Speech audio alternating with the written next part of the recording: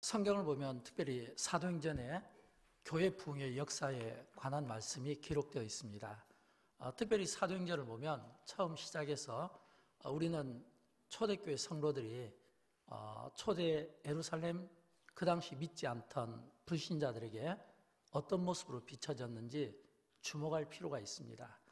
왜냐하면 예수를 믿지 않는 불신자들이 바라보는 초대교회 성도들은 두 가지 단어를 떠올리게 합니다. 첫째는 핍박이고 둘째는 사랑입니다.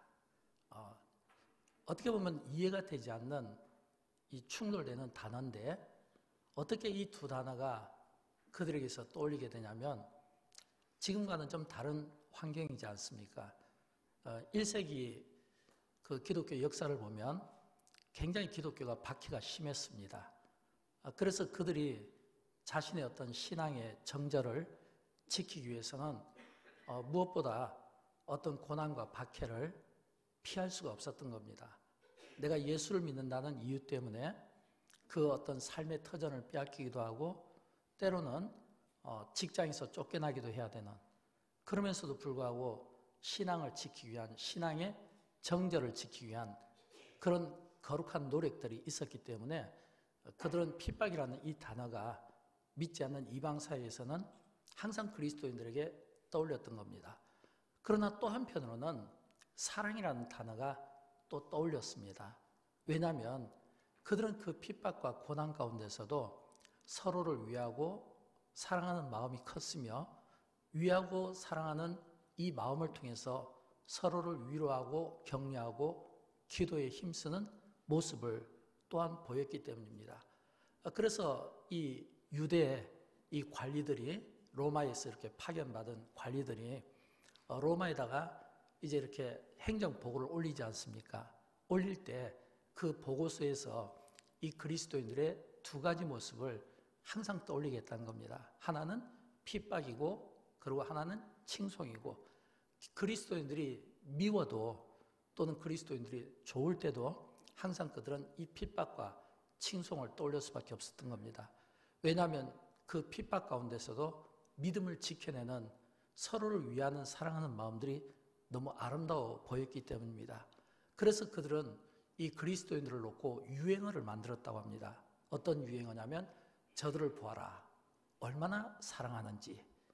그들을 보아라, 하나님께서 그들의 기도는 들으시는가 보다. 저들을 보아라, 얼마나 서로를 사랑하는지. 그들의 기도는 하나님께서 들으시는가 보다. 미울 때도 좋을 때도 믿지 않는 불신자들이 그리스도인들을 떠올리게 할 때 두 단어를 사용했다는 겁니다. 사랑하는 여러분, 이 자리에 계신 여러분은 다 교계 지도자들이시고 교회 지도자들이시며 또 한편으로는 이 지역을 대표하는 지도자이시고 또 나라를 대표하는 지도자들이 되십니다. 그래서 우리는 어떤 의미로 보면 많은 사람들에게 주목을 받습니다. 공인이라는 단어를 쓰게 되죠. 또 사람들로부터 칭송을 많이 받게 됩니다. 저는 언젠가 우리가 주님 앞에 설 때에 우리 주님께로부터 이런 칭찬을 받았으면 좋겠어요. 잘하였도다, 잘하였도다. 왜 이 칭찬이 필요하냐면 우리가 언젠가는 주님 앞에 서지 않겠습니까? 언젠가는 그리스도의 심판대 앞에 섰을 때 주님께서 달란트의 비유를 통해 우리에게 들려주고 싶은 것은 잘하였도다. 이 이야기는 반대로 이야기하면 게으르고 악한 종들이 있다는 것이고, 잘하였다는 이 말씀 속에는 칭찬과 함께 어떤 단어가 쓰여지냐면 적은 일에 충성하였음에 내가 많은 것으로 내게 맡기리니 내 주인의 즐거움에 참여할지어다. 이것은 주님이 우리를 위하여 준비하신 이 진짜 이 즐거움에 참여하기 위해서는 조건이 붙는데 그게 뭐냐면 잘하였도다. 이 조건이거든요. 저는 잘하였도다 라는 이 주님의 칭찬이 1세기 그리스도인들이 그 믿지 않는 불신자들에게 칭송을 받았던 것처럼 그런 칭찬을 받으면 좋겠어요. 그런 칭찬을. 그러기 위해서는 우리가 반드시 두 가지 질문을 짚고 넘어가야 된다고 생각합니다. 첫째는 오늘 우리 현대 그리스도인들, 특별히 교회를 대표하는 지도자들과 지역과 나라를 대표하는 이 지도자들이 많은 사람들의 칭송이 있겠지만 주님이 우리를 어떻게 보실까? 주님이 우리를 어떻게 보실까? 주님이 정말 우리를 그리스도인으로 보실까? 이 고민이 있으면 좋겠습니다. 왜냐하면 우리가 많은 경우 하나님의 영광을 위하여 산다고 하지만 사실은 나의 영광을 위하여 살 때가 많습니다. 어떤 의미로 보면 사람들의 칭찬과 추천이 많을수록 우리가 겸손하고 우리가 스스로 우리 자신의 삶을 조율하고 절제하지 않으면 하나님의 영광이 나의 영광으로 바뀔 수 있고 자칫 잘못하면 하나님의 이름을 파는 오히려 하나님의 영광을 짓밟는 그래서 나의 영광을 높이는 일로 우리가 살아갈 수가 있기 때문입니다. 그래서 우리 그리스도인들은 다 우리가 부름받았기 때문에 우리가 하나님 앞에 예배를 드리고 헌신하고 봉사하고 또 우리가 하나님 앞에 또 세움을 받을 때 나름대로 최선을 다하고 한 달에 한 번씩 매달 조찬기도의 모임을 갖고 또 섬기는 교회에서 또 열심히 또 예배 생활에 최선을 다한다고 하지만 그러나 그것이 정말 하나님께 영광을 올려드리는 일인지 아니면 그것이 나의 영광이고 나의 기쁨이고 즐거움인지 여기에 대한 정확한 진단과 우리 자신을 스스로 돌아볼 수 있는 이 성숙함이 있어야 된다고 생각합니다.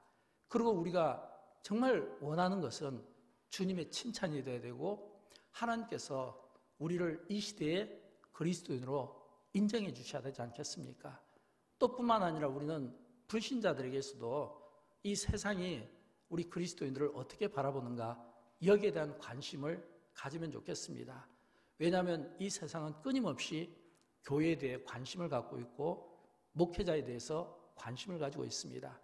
이 말은 그만큼 관심을 가지고 있고 관심을 기울인다는 것은 그들과 우리가 다른 삶을 살기 때문이고 그들과 다른 그 삶을 우리의 모습 속에서 보고 싶은 겁니다. 정말 그리스도인으로서 사랑하며 살아가고 있는지 그리스도인으로서 정말 그 기도가 응답받으며 기도의 삶을 살아가고 있는지 아니면 우리와 다를 바 없이 기도 생활도 하지 않고 또 사랑하지도 않고 여전히 갈등하고 다투고 시기하고 분쟁하는 그런 마음들이 우리에게 있는지 이걸 계속해서 보고 싶다는 겁니다. 그래서 세상이 교회에 대해서 관심을 가질 때 우리는 불편하게 생각하기보다는 그래도 저분들이 교회에 대해서 뭔가 희망을 보고 싶어하고 교회에 대해서 그들과 다른 어떤 삶의 모습을 보고 싶어하고 감동을 받고 싶어하는구나.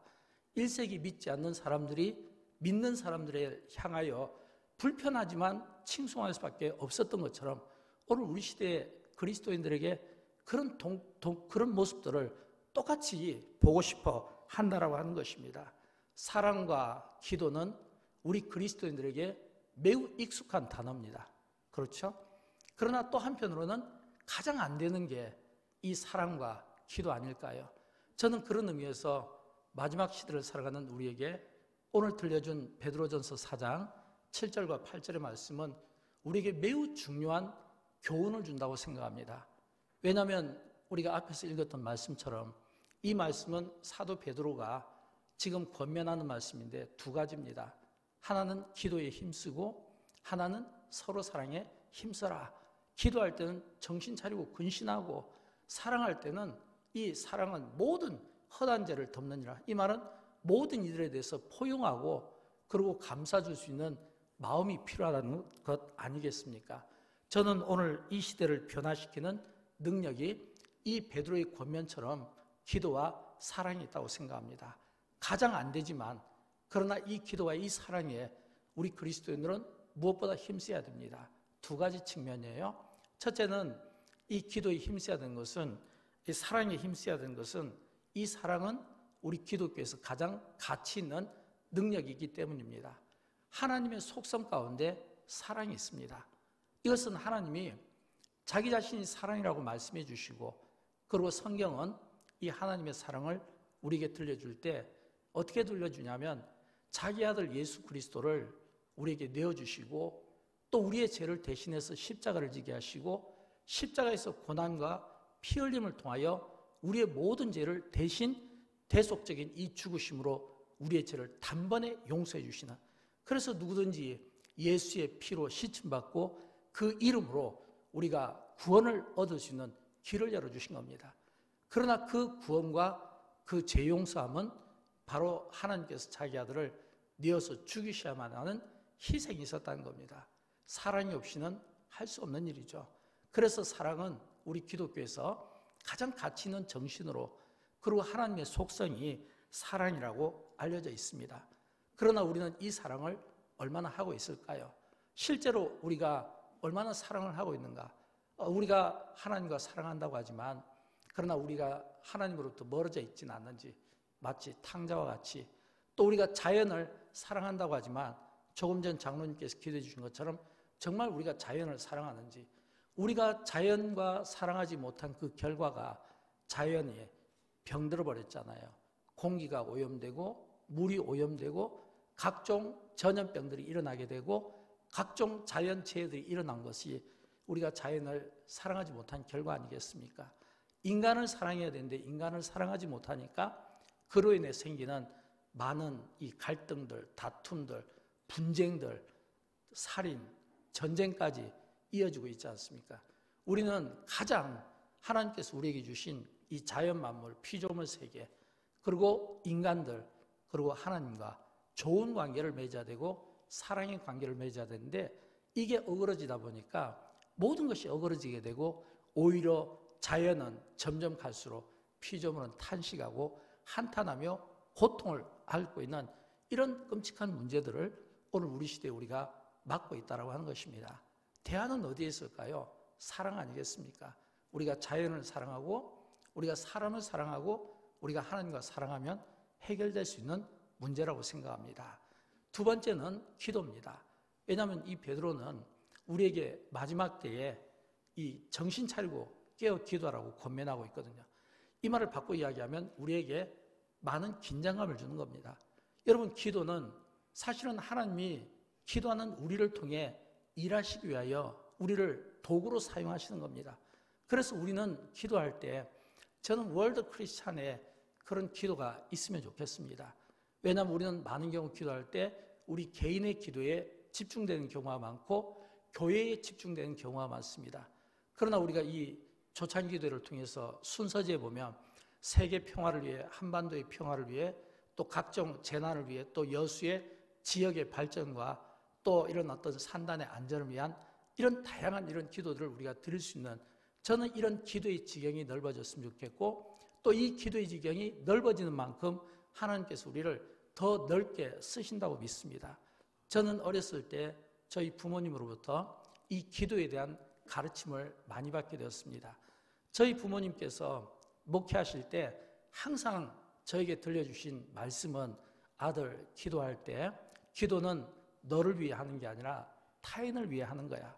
너를 위해 기도하지 말고 다른 이들을 위해서 기도해. 너가 다른 이들을 위해서 기도하는 그 기도의 지경이 넓어지면 넓어질수록, 깊어지면 깊어질수록 하나님께서 너에게 더 많은 복을 주고 더 많은 기도의 응답을 주실 거야. 그래서 기도는 반드시 이타적인, 왜냐하면 예수 그리스도의 사랑이 이타적인 사랑이잖아요. 우리에게는 이런 월드 크리스찬적인 이런 기도를 통해서 우리가 좁은 근시안적인 안목에서 좀 더 먼, 이런 멀리 내다볼 수 있는 이런 원시안적인 이런 안목의 이 기도가 오늘 우리에게 필요하지 않겠습니까? 지금 미국에서는 이 굉장히 주목받고 있는 교회가 있습니다. 이 미국의 켄터키에 있는 작은 도시에 이 에딘베러 이 대학교인데, 이 에딘베러 이 대학에서 지금 일어나고 있는 이 기도 운동이 이 전 세계 모든 교회와 미국 교계, 정치 등에서 굉장히 관심을 많이 가지고 있습니다. 왜냐하면 한 대학에서 지금 이 기도 운동이 일어나게 되는데, 지금은 이 채플 드리기 위해서 사람들이 모이게 되는데 보통 이 채플 강단에 들어가기 위해서 6시간 또는 7시간 동안 굉장히 그 먼 거리를 다니면서 이렇게 예배를 드려야 된다는 거예요. 근데 이 예배 이 장소가 굉장히 뜨거운 이 성령의 역사가 일어나고 하나님이 역사하시는 예배의 자리가 된 겁니다. 근데 이 예배에서 거기에 있는 모든 분들은 뭐 강사가 뛰어나서 아닙니다. 강사는 굉장히 젊은 목사님이에요. 그냥 평범한 대학에 그냥 이 목사님인데 뭐 그분이 얼마나 뛰어나겠습니까? 그 목사님의 이름이 잭 메이 크리스 목사님이신데 이분은 굉장히 급진적인, 굉장히 겸손, 굉장히 급겸손의 목사님입니다. 왜냐하면 모든 일어나는 이 역사를 전부 어디에 두냐면 하나님의 역사와 하나님의 성령의 역사로 두거든요. 이 에딘베러 이 채플이 이 미국 전역에 알려지면서 미국 각 어떤 교단의 이 막 방송사들 또 교단의 지도자들 그리고 유명한 목사님들 찬양 사역자들이 막 이 에딘베러 이 채플에 참석하기 위해 가지만 그 누구도 세우지 않고 함께 예배를 드린다고 합니다. 왜냐하면 그들의 그 예배는 오직 하나 모든 영광을 하나님께 올려드리고 높임 받으실 분은 하나님이셔야 된다고 생각하기 때문입니다. 또 그들이 그렇게 행동할 수밖에 없었던 이유가 있습니다. 그것은 그들이 그 기도 모임이 일어나게 될 때 그냥 평범한 대학교 채플이었어요. 그런데 평범한 그 대학교 채플에 평범한 학생들이 기도하다가 성령이 임한 그 임재의 역사가 그들에게 알려지게 되고 소문이 나게 되고 그것이 나중에는 미국 전역으로 막 퍼지게 되고 이제는 막 채플들을 위해서 미국 전역에서 세계에서 목회자들이 그리고 많은 사람들이 그 기도의 뜨거운 현장을 체험하기 위해서 방문하게 된다는 겁니다. 거기에서는 유명한 사람이 없습니다. 그냥 거기에서는 모두가 다 하나님 앞에 은혜 받는 자리입니다. 왜냐하면 그들은 알기 때문입니다. 그 에딘베러 대학 그 채플이 이 주목을 받게 된 것은 하나님이 하신 일이고 부흥을 일으키신 분은 하나님이시고 그 부흥의 그 불쏘시개 역할을 했던 사람은 평범한 무명의 그리스도인 젊은 청년들의 그냥 작은 기도 운동이 이런 큰 역사를 이루은 것을 알기 때문입니다. 저는 그런 것처럼 우리 여수가 그랬으면 좋겠어요. 우리 여수에 이렇게 많은 교계 지도자들 또 이렇게 대표하는 이런 많은 지역의 어르신들이 이 자리에 모여 있는데 여러분 우리가 드리는 이 기도회가 단순한 기도가 아니라 성령님이 임재하시는 기도의 자리가 되었으면 좋겠고 이 자리에서 기도하는 이 기도 모임이 하나님이 성령님이 기뻐하시는 그래서 성령님이 역사하시는 자리가 되었으면 좋겠습니다. 우리 한 사람 한 사람이 우리가 나중에 하나님 앞에 섰을 때 우리는 각각 선악간의 판단을 받지 않겠습니까? 저는 판단받을 때 제일 두려운 게 그거예요. 너 세상에서 그렇게 많은 사람들의 칭찬과 영광을 받았는데 너 가면 쓰고 다니지 않았니? 저는 그 이야기를 들을까 봐 두렵습니다. 왜냐하면 우리는 많은 경우 우리 안에 어떤 가면들이 있잖아요.